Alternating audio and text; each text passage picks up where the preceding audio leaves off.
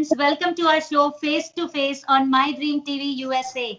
This is your host Meeta Ramchandani live from Nashville, Tennessee.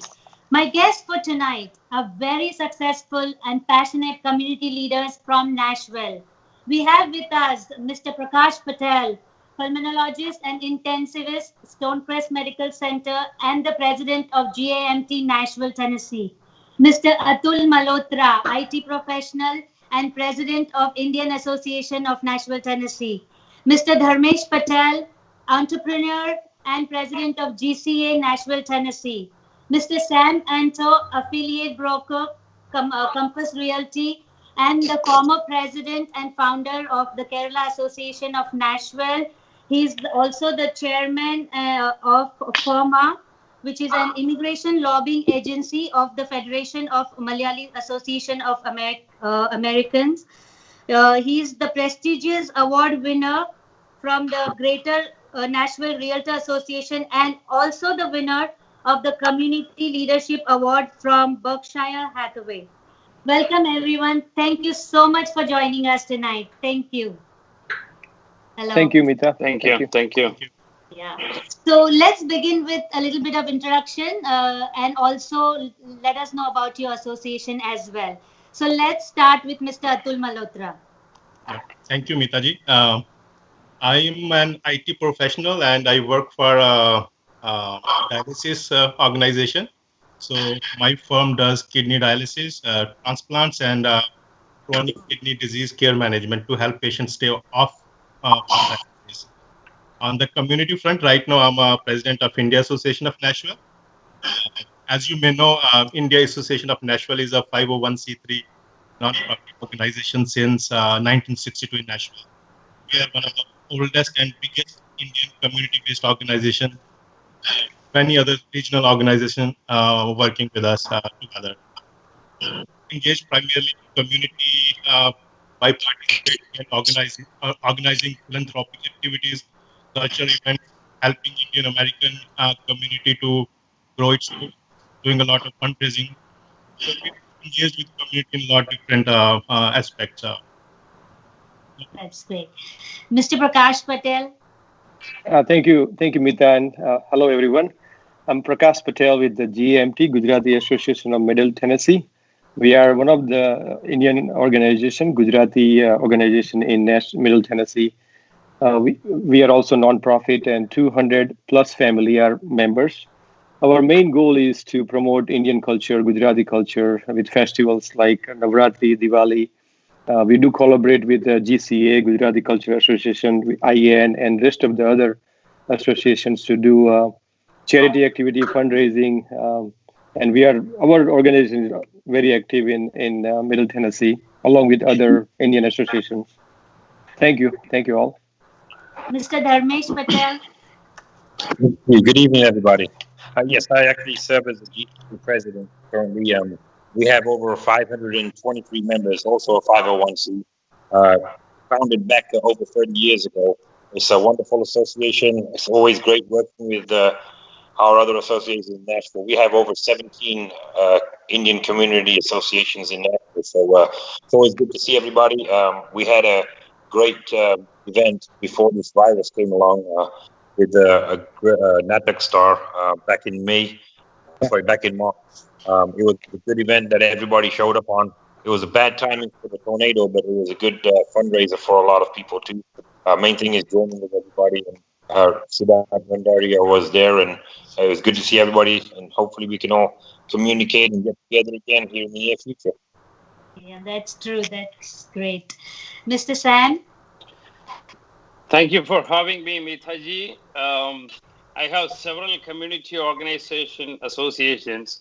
I'm currently involved with For My Life, which is the immigration and lobbying agency for the Federation of Malayali Association of Americas, which is an umbrella organization, has got 80 plus regional organization affiliated with that organization, and also the Tennessee chapter president for Immigration Voice, which is lobbying for high skill legal immigration.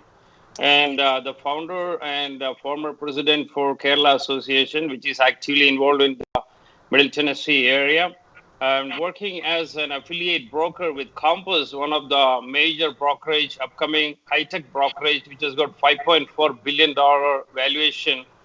We have 300 plus agents working in Nashville area. Thank you. It's great. It's great to have you all. So, as we all know, that life has really changed after the COVID crisis, and they say that we are living in the new normal. So, I would like to ask you, Atulji, what is IAN doing to help the community and people who have been affected during the pandemic? Sure. So as you know, like a lot of our regional organizations are into, culture and festivities. But this year has been so weird and so unprecedented for all of us that it has changed what we normally do, right? Uh, Right. so we started the month of March, with Tornado, and we did a fundraiser with the GCA and all other regional organization. And I think after a week's time, we were hit with this COVID-19.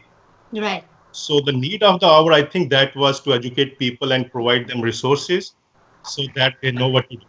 Seniors know what exactly right, what time to shop and where to shop.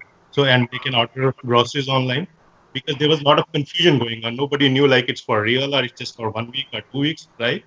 So Right. what we did which was very well appreciated by the community members was we created a couple of resource videos with the help of Dr. Anuradha, who is our executive committee member, and Right. we circulated those videos with just like FAQs and question and answers sort of format. What do you do in this situation, and how can you help yourself? How can you stay safe? So those sort of initiatives we took, and then I mean, life has to come back to normal, right? So normally we have like a couple of homeless lunches we do in a year. So we just had our first homeless lunch 2 weeks back. It was so weird because normally we recruit youngsters like teenagers, right? So they would Right. come in, they would serve, they would help in cooking. So they know like because they're growing up and it's a part of the process, like they have to become more compassionate. Right? This time we cannot Right. have more volunteers in those events, right? So instead of cooking and cleaning and serving, we hired some external resources. We ordered food from outside and had very limited set of volunteers wearing masks and still serving. I think next 2 months we have another two homeless lunch sessions. We in the same. So again, I mean, very different situation and a lot of things have emerged. So you will be surprised, like a lot of people are stranded in US, right? And there are some urgent causes they have to go back to India.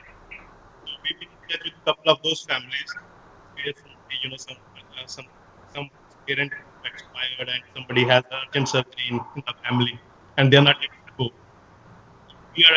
We are engaged with them with the Consulate General of Atlanta to help facilitate their visa processing and help them, So,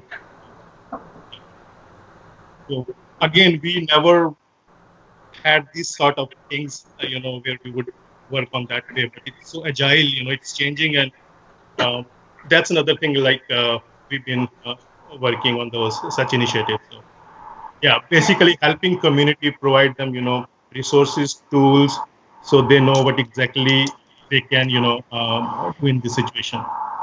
Right. That's really awesome. And a lot of people, are stranded everywhere who came to visit their families and cannot go back even if there's an emergency back home.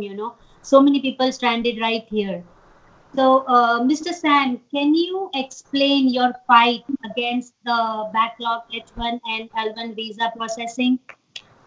Yeah, had a Zoom conference call with one of the US immigration attorney. You know that because of this scenario, current scenario, a lot of people are out of, a lot of H1Bs, L1 visa holders, they are out of job. Either they might be laid off or their visa processing has halted. So they were, many of the applicants were out of the legal status. So we had a 3 or 4 hours conference call. We're trying to help with the different various questions from the applicants. Almost 500 people participated in the Zoom conference call, and also we had the Facebook Live. We were very Wow. happy that we were able to help a lot of people on that. And second thing is that we had a conference call with the Union Minister for Foreign Affairs, Mr. Muralidharan G. We had a conference call and we requested for direct flight from Delhi to Kerala, actually. So I think almost 2 flights are going next week, either from Chicago or from California. I'm not sure about the location. That is really helpful. A lot of people who are stranded here, they came here for visit. They cannot go back to India. And also same way, while people who are there, either citizens or visa holders, if they want to come back, they can come back on the same flight. So that was really helpful. And a lot of questions were answered during that. And I was personally helpful for many families to get the seats on the plane. And other thing is that Kerala government has got an agency. It's called a Non-Residence Keralite, NORCA. NORCA has set up a conference call center, a call center where 20 or 30 people are acting like call agencies. And this call is routed to different people. We segmented different people who has got expertise in different segments. So usually the immigration calls come to me and several people, and different other questions go to different people who are assigned. So we were able to help a lot of people with various questions because the call was answered or taken care, and we were closely working with the consulate general officers and the Washington DC embassy. I mean, we are very grateful that we were able to help so many families during this pandemic. Yeah, that's really good. And if people need to get in touch with you, they can just call you guys. You have how do people connect to you? People who don't know. We have a number. I can share that number. Yeah, you can share it if you can, sure. Share it. That would be great. So people watching, if anybody needs help, they can reach out to you or Atulji, Of course. That would be great. So we know that a lot of businesses are barely, staying afloat due to the crisis. So Mr. Dharmesh, I would like to get your insight on this. You are a very successful businessman, So what suggestions you would like to give for people who are trying to survive? Well, I mean, trying to survive is a good thing when it comes to certain businesses. The travel industry is completely shut down now. So obviously our primary source of income and business is travel, which is the hotels. Until they don't find a vaccine for this virus, we don't really see people traveling. The local people that come to the hotels are doing what they need to. Fast food restaurants, they've all started slowly opening back up again. As far as businesses, they have been affected. Even though we've got a lot of help from the government, it's just barely enough to survive, keep on rolling. But hopefully with all the shutdowns and stuff, and like I said earlier on, with the employees not coming back to work, they're getting paid more to sit at home right now. So we're actually having to work a little bit more harder than what we were before. But, it's a learning lesson for all of us. Hopefully this never comes back in our lifetime again for any of us, especially the travel industry. But moving forward, I think it's going to be a struggle for a good few years to get the travel industry back to where it needs to be. It's a collective thing, but time will tell.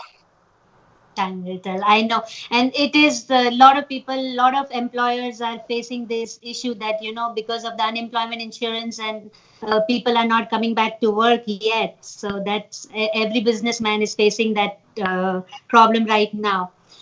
Dr. Patel, thank you so much. You've been on the front line since this crisis has been going on. So we have a question from our viewer that if you had the COVID-19 and recovered from it, do you still have to be careful and wear a mask where you're in public places, or it's fine if you don't need to do that? Yeah, good question. They should still wear the mask. You can. A lot of time you get infection, and most people do get immunity, but it's not necessary until you get blood level checked. So that's number one. We still recommend to put a mask on. Number one. Number two, if you had infection, let's say a few weeks ago, and you go out in public, you're still at risk of passing the infection. So we do suggest to put the mask on. Most of the workplaces are required to have, like if you work in a healthcare industry, hospital, you have to have mask. Doesn't matter if you have infection or not. So, so we suggest to put a mask on. So how long is the immune system likely to last, when you've had the infection? How long are you going to stay immune to this virus? It's all new. Yeah, it's all new for us. This is a new novel virus for us. So especially like if you go back and check on a flu vaccine, every year we change the flu shots. Every year flu strain changes. So this Right. usually applies to any viral infection. The viral strain changes. We don't have a vaccine for COVID yet. Even if we get a vaccine, it's gonna change with time. So the the the immunity, it depends. If you have vaccine, like if we have vaccine few months down the road, you get vaccine this year, you probably have to be re-vaccinated next year. So this will be something like flu or any other viral infection. Okay, so even if you've had the virus and whenever we have the vaccine out, we will still, like whoever's had it will still be vaccinated? I mean, it's Will need to? more likely, yes. Until unless you get a blood test done, check your immune status. So that's all expensive route. So most time people will get vaccinated. Yes. Right. Studies have been shown that, we will have a second wave, in the fall, and everybody's been talking about it. So, being a healthcare professional, what do you think we can do better to prepare for it? Like this, now that we are getting used to living in this Yes. situation.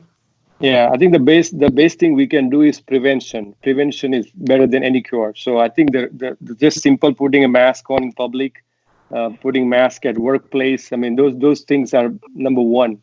Obviously, we have a different treatment protocol, but the best thing you can really do is prevention. And like if you put a mask on, I mean, that reduces chance of passing the virus significantly to the other person. Um, if you want to go out in open air or if you go out to walk in the neighborhood, that's still fine. But like if you go in a public place, the mask, should be there. And I think that will be there until this is over, which will be months from now, as far as keeping the mask on. Yeah.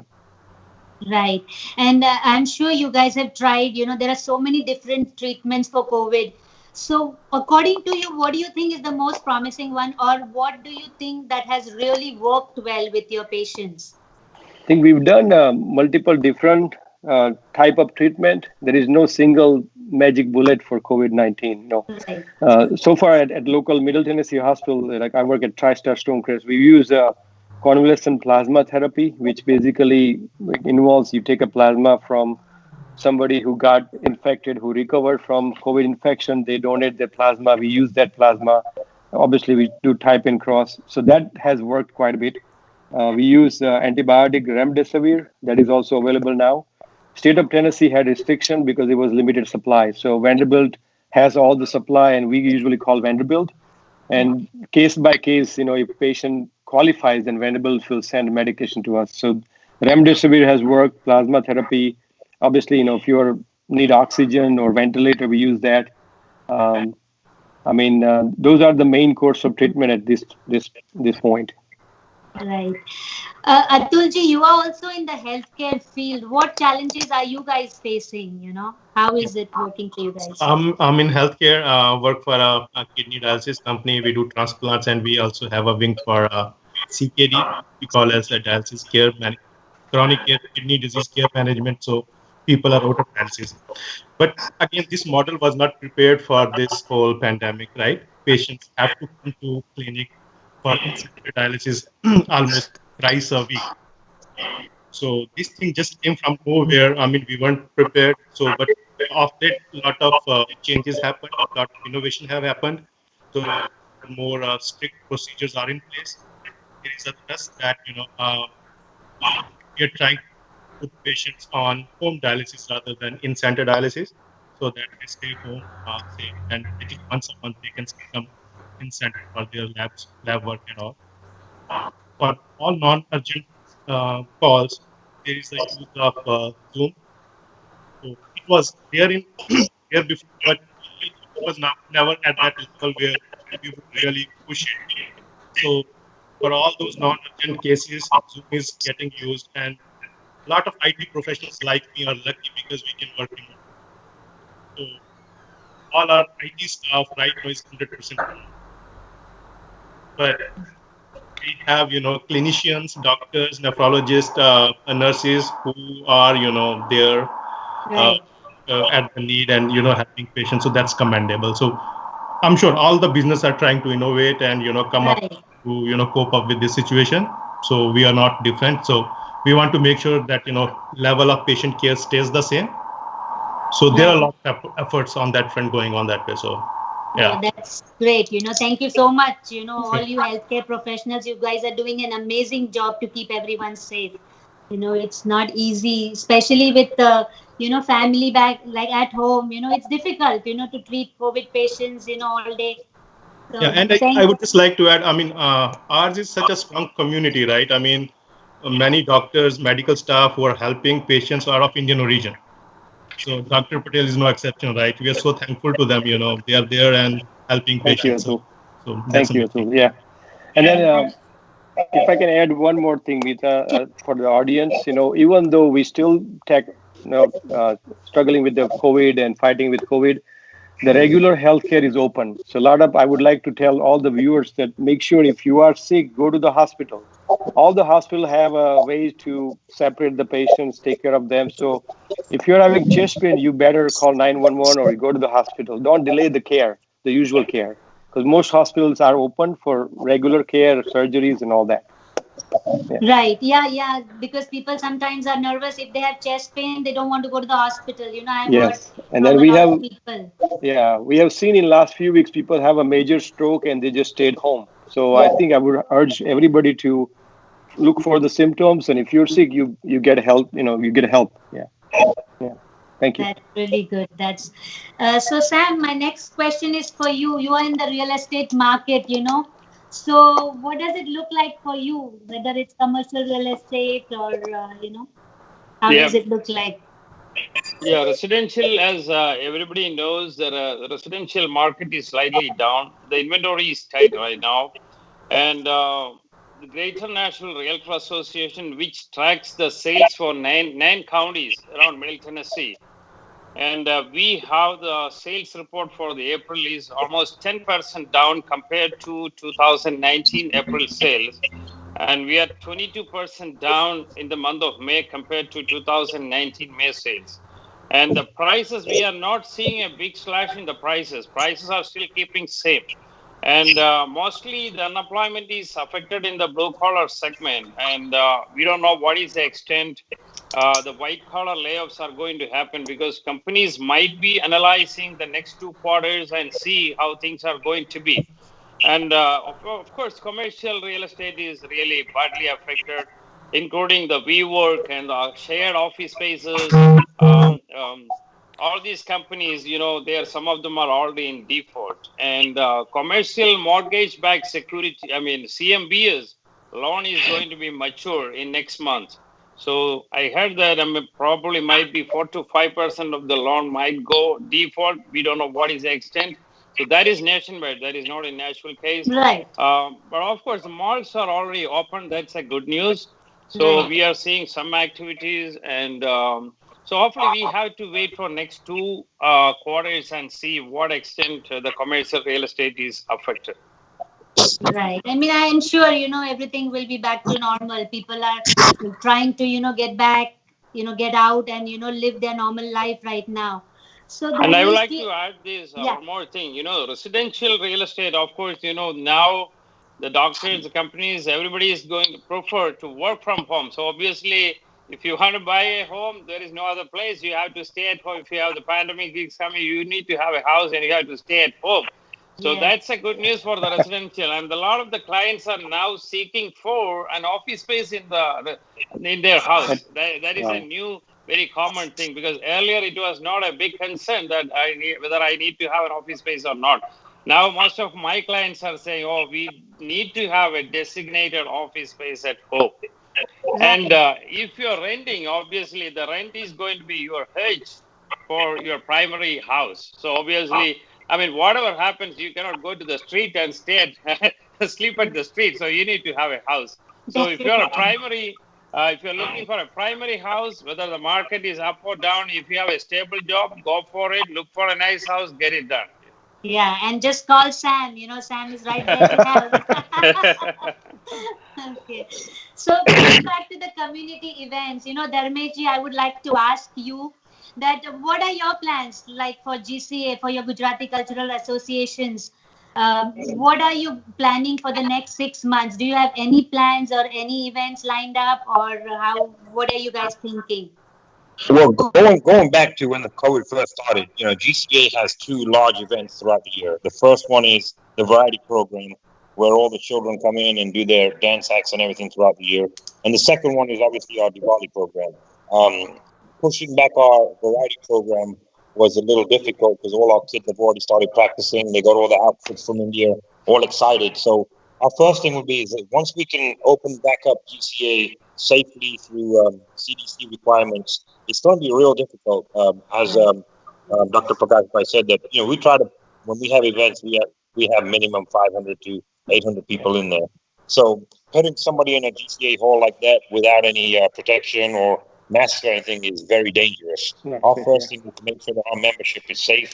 So we really don't have any plans of opening up anytime soon. We did close down the lockdown GCA, but we slowly opened it back up again 2 weeks ago for our sports. So our sports have started again. We only have 15, 20 people that come for sports. But moving forward, we want to try to open up safely, start getting programs in back. Obviously, we have Navratri coming up, but we really haven't made any plans at all right now because we have no idea what the second wave is going to do or what it's not going to do. But we do keep sending out emails to our membership. We do have little conversations between gatherings and stuff. But I'd like to ask Dr. Prakash, what are your thoughts on gatherings and what do you really think? As an Indian community, we eat differently, sleep differently, we drink differently. Does this really affect us quite a bit too, or is our immune system a little bit more stronger than what the average person would be? And what would your recommendations be for us, as far as Indian communities? Yeah, I think I agree with you about the planning for the events. I don't think it's safe to do it because, same thing with GMT, Navratri, easily 500, 600 people in a small community school hall. So it's not going to happen. As far as diet and concern, so yeah, healthy diet always helps. So if you are exercising and have a good nutrition diet, your immune system is stronger. So, even if you get exposed, I think you have better chance if your immune system is stronger. So that always helps. But as far as all our activities with GMT and like GC and all other Indian organizations, we cancel the picnic, we'll cancel Jalak Diklaja, which is one of the nice program that we do, and then Navratri is our famous program. But again, this year we just have to wait and make sure everybody's safe. In community, we had a couple of friends, they had wedding and they just changed it to just one family or two personal family. They did wedding and we were able to do like what we call drive. We drive around the house and say well wishes. That's a new normal for us. So we still supported the family. We still supported the bride and groom, but that happened. So again, moving forward, I feel like at least for months or rest of the year, it's going to be a lot of restriction on the community events. Yeah. I think once the vaccine is out and we all feel comfortable, I think we all will be back with a bang in 2021. Yes. We're going to celebrate everything together. That is true. That is true. And we always yeah. Go ahead, Dean Bhai. Do you feel that the second wave of coronavirus is coming, or is it just something that's just out in the air? No, we had some increased number in Middle Tennessee. The Florida is big number. Because of the travel tourism and everybody's on the beach and you see the picture. So Middle Tennessee, I think there are a couple of hospitals, they had an increased number, like Skyline had some increased case from local nursing home. But right now the case numbers are still steady. So as far as second waves, it's not there yet, but we still are being careful for it. Yeah. Right. I would like to ask you guys, every association comes out and helps. Our Indian community is great about helping crisis, whether it's, any natural disaster or, a virus situation like that. So not as a separate organization, but all the communities of Tennessee coming together, whether it's Gen Society of Middle Tennessee, GMT, GCA, Indian Association, what can we do? I would like to ask Atulji and all of you as well, what can we do, to help together as a one community, people who need help or who are suffering in this crisis? Right. So as everyone was saying, the safety is paramount. It's the number one priority. So I think keeping community safe is the number one goal, rather than thinking of having any cultural event right now, because that the safety takes precedence over anything else right now. So as you said, what we can do together. So I think we need to be together, all the regional organizations, and lead the initiatives, like again, helping people provide more resource and information, because everybody says something different, and then we have some chaos and confusion. So I think need of the hour is to keep our community educated, like wearing mask and what precautions they need to take. So rather than just one community pitching for one thing and somebody doing else, so we collectively can share resources to each other, and make sure that we are out of this mess pretty soon. Right.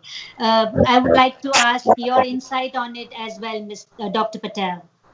Yeah, I agree with Atul. I think the right now the main thing we can help community is safety. We do have a lot of other health provider in GMT, like Dr. Jayesh Patel. He's one of the ID specialists in Skyline. So he sent a lot of messages in GMT base, and I think I can get something else like from Jayesh Bhai, like he can have a message for all the communities. So we can have those kind of advice, and we can share with each other. I've also seen in last couple of months a lot of GCA members, KPS members, and a lot of Gujarati people who own Subway. They've supported local hospitals. Yes. They bring the Subway sandwiches for the staff. So it was a very nice gesture. GAPS Temple also donated a lot of masks to one of our hospital at Summit. So those kind of thing really helps the community. And we are here in Middle Tennessee. We are successful, and I think it's time to give back to the community. And I think our communities are doing it. So that's very good. They are, definitely. Yeah. Mr. Dean Patel, let's hear from you. On the safety, I agree with Dr. Prakash Bhai, that safety of our members and everybody moving forward is the primary thing. Opening up too soon something could cause more hurt than it could help. So that's what our main focus is right now. Right now we don't have any scheduled programs at all. But going back to helping the community, back in March, a lot of our community members, even though we did fundraising, I think they took out 3-4 days, different days, to go and help all the tornado victims clean up. And then they had some assortment centers. So I think between all the communities, they did well. But we had a handful of our ladies that had put some groups together. And it's a good thing, our community that we live in, everybody can see what we're doing, where we can help out. Obviously going by numbers, it makes a big difference. So moving forward, I think this is something we should probably do once a year, get together and do some kind of a sponsorship fundraising thing. So safety again, first thing, and keep it together. Right. Mr. Sam.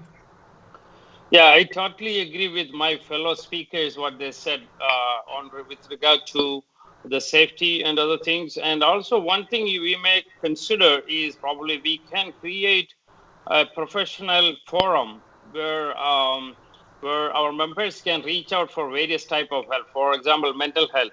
Some of the people need counseling, so they don't know where to go. So we don't have to explicitly open to public, but they can privately contact to one of the professionals and get the help. Maybe doctor, maybe nurse, or maybe physiotherapist, or any other. So probably, as Mr. Dean said, we have 17 or 18 organizations here. We can form a high-level committee and form at least 10 or 15 professionals, and to reach out to them through calls or emails, and trying to give them the right advice for various kinds of needs. And the second thing is, the people who are unemployed, they are getting the unemployment insurance if they are a green card holder or a citizen. But people who are here, they're on visas, they don't get any kind of help from the government, because once they are laid off, their job is gone, and they have to make a living, and it's hard to survive for them. So those kind of people, if we can create some kind of fundraising, if somebody reach out to us for a help, probably at least for the sustenance, may make some kind of rent, or maybe groceries, or those kind of things, it would be really helpful. That's absolutely love the idea. This is really good, and in a way, I think people can easily contact one of you or email. The committees are working so well together. So this is really great. Uh, Before we leave, anything else you guys would like to tell our viewers? Any one of you would like to give a message for our viewers? Prakash bhai, anything else you would Yeah, I like to think share with the yeah, viewers? yeah. Thank you, Mitaji, for providing this platform for us. I mean, we're really thankful for all this. Again, what I suggest: stay safe. Use the mask if you go in public. We still got to work, so obviously, people have to go to work, but be safe. Um, Try to limit your traveling. Like if you plan for vacation in Florida, just think about it. Look at the news. Look at the if there is any sudden increase in cases. Think about changing the plan and just staying safe. Right, right. Atulji, you have any message for our viewers? Yeah, I would ditto the same. I mean, stay safe, keep up with the guidelines of CDC, right? And if you can avoid your travel, of course, it's good because it's safety first. And, I would also, before I forget, like to take the opportunity to thank you all. You all were associated with our Women Empowerment Awards event, and you all really helped out. I mean, we could not have the event because of the COVID-19, but we will have it definitely as soon as things are safe and we can have public events. But thank you so much for helping us and being there for us as one community. And I'm so proud of all our associations. We are always there, for the people. When the people need us, we are always there to help. So thank you so much, each and every one of you, for joining us tonight. It was our pleasure. And we would love to have a special episode with each one of you, separately. You guys have so much to give back to the community and so much insight. So thank you, Mr. Dean Patel, Mr. Atul Malhotra, Mr. Prakash Patel, and Mr. Sam Anto for joining us tonight. Stay home, stay safe. Thank you. Thank you. Good night, guys. Thank you, Good night. Mitaji. Good night, Thank everyone. you very thank you, much. Mitaji. Bye Yeah. bye.